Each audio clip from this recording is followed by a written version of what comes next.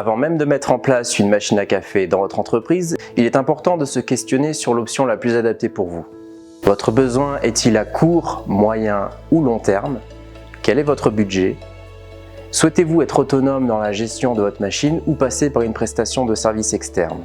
Dans cette vidéo, je vais vous résumer les avantages et les inconvénients entre la location, l'achat et le dépôt. Commençons par l'achat. Vous devenez donc propriétaire de la machine. C'est la formule qui est la plus économique sur le long terme, mais qui est également la plus coûteuse à court terme. Cela vous demandera un minimum de trésorerie. Cette solution ne suit pas les évolutions du besoin. En cas de croissance d'effectifs, par exemple, vous serez bloqué avec la machine. Vous n'avez pas d'engagement lié à un contrat. Vous êtes donc libre sur le choix du café. Vous gérez vous-même l'entretien et les stocks en café et consommables. Vous devrez vous occuper des réglages, de la réparation des pièces et de la gestion de la fin de vie de votre machine. Pour faciliter la gestion quotidienne, il est possible avec votre fournisseur de négocier une prestation de service annexe, comme un contrat d'entretien et ou de maintenance. Le contrat de location. C'est l'offre la plus adaptable qui suit l'évolution des besoins en cas de croissance d'effectifs encore une fois, de déménagement, on peut facilement envisager un upgrade sur la machine.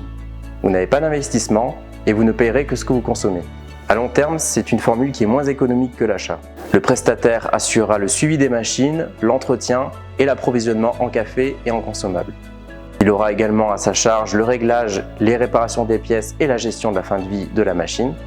Vous êtes engagé par un contrat avec un minimum de durée et une sélection de cafés prédéfinie. Pour éliminer les contraintes de la location, on détermine ensemble la durée idéale de votre contrat. Le choix du café avec des ateliers de dégustation en entreprise et des tests machines avant de faire votre choix. Et enfin, le dépôt. La machine à café est mise à disposition gratuitement dans l'entreprise.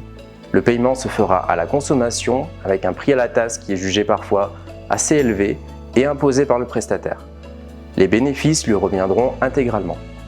Le prestataire assurera comme pour la location le suivi des machines, l'entretien et l'approvisionnement en café et en consommables. Il s'occupera des réglages, de la réparation des pièces et de la gestion de la fin de vie de la machine.